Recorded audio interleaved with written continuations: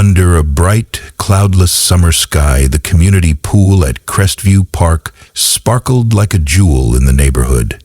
Families lounged by the water's edge, children's laughter mingling with the gentle splash of swimmers.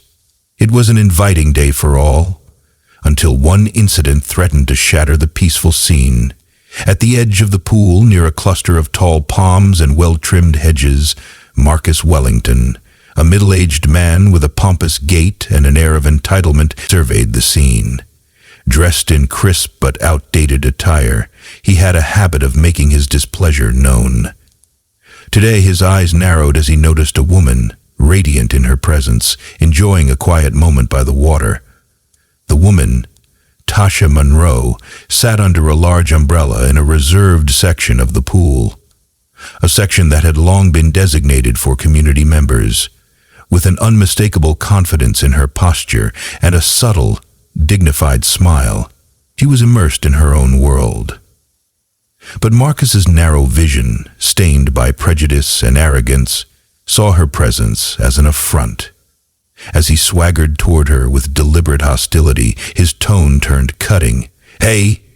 he barked loudly enough to draw curious stares. "This is my pool, and I don't see your kind hanging around here. You need to leave. This isn't for people like you." A hush fell over the nearby loungers. Tasha's eyes, dark and unyielding, met his with a calm that belied the storm behind them. For a few heartbeats, the air thickened with tension. Marcus's words were laced with a venom that he thought would command obedience through fear and contempt. The crowd murmured, some in shock, others in silent indignation, as he continued his tirade. "Do you even know who you are, or what you're doing here?" Marcus sneered, puffing out his chest as if he alone had the right to decide who belonged. "Go on, get out. This is for respectable people." Tasha slowly rose to her feet, her movement graceful yet resolute. With a measured tone that resonated through the suddenly quiet pool area, she responded, "I'm sorry, sir, but I live in this community just as much as you do. I'm not going anywhere." There was a quiet strength in her words, a firmness that could not be shaken by ignorant hostility. Before Marcus could retort, the sound of approaching footsteps and murmured voices signaled the arrival of others. A nearby lifeguard exchanged uneasy glances with a few onlookers, aware that tempers were flaring. Yet, as the confrontation escalated, a pair of authoritative footsteps interrupted the standoff. From behind a row of pool chairs emerged a figure whose presence commanded immediate respect. Standing tall and dignified, with a crisp navy uniform and a pair of sunglasses that masked an intense gaze, was Chief Angela Brooks, the new police chief of Crestview City. For years, whispers of her dedication and unwavering commitment to community safety had earned her accolades among many, though her rise was met with resistance in some quarters. Today, she chose to spend her off-duty hours at the pool, blending seamlessly with the local community. As Chief Brooks approached, Marcus's words faltered. His face flushed with indignation as he saw the determined expression on the woman he'd so brazenly insulted.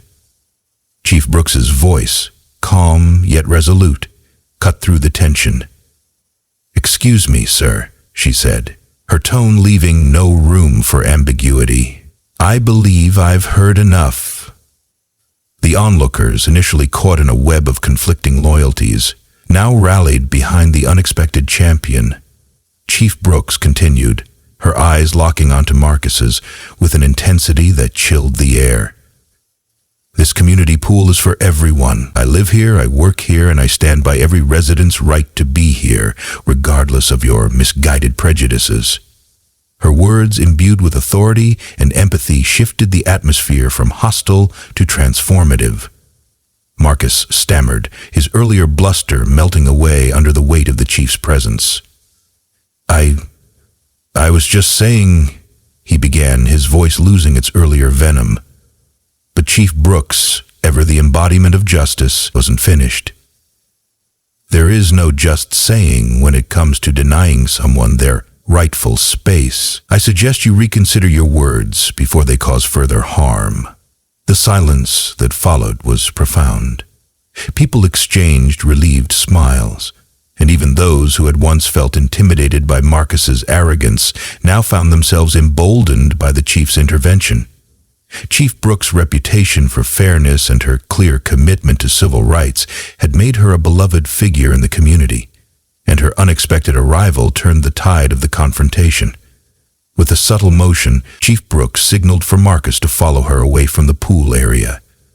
"Let's step aside and have a conversation," she said, her tone more instructive than confrontational. The murmuring crowd watched as the pair moved away, their departure leaving behind an unmistakable lesson in respect and accountability. As the scene settled into a newfound calm, Tasha quietly resumed her place by the water, her posture even more dignified now that her right to belong had been firmly defended. A group of onlookers began discussing how proud they were that Chief Brooks was not just a figurehead, but a real advocate for justice. "She stands for all of us," one neighbor remarked, reminding everyone that no one should ever be made to feel inferior in our community. Later that afternoon, in the safety of her office at the Crestview Police Department, Chief Brooks documented the incident. She recorded every detail, the slurs, the defiant stand, and her own intervention, in a report that would later be used as a case study for sensitivity and community engagement training. Her intent was clear. Ignorance and racism would no longer have a home in her community, not on her watch. As word of the confrontation spread through local media and social networks, the story of the pool incident became a rallying cry. Community meetings were held, and local leaders pledged to work together to ensure that all residents, regardless of background, were treated with the respect they deserved. Chief Brooks, meanwhile, held a press conference to reiterate the department's commitment to protecting every citizen's rights. "Today was not just about a pool," she said. "It was about affirming our community's values and our unwavering stand against discrimination." Marcus Wellington, the man who had ignited the spark of change, later issued a public apology. Whether motivated by genuine remorse or the inevitability of accountability, his apology marked the beginning of a slow, challenging process of personal reflection and change. A process Chief Brooks hoped would extend beyond him to others who harbored similar biases.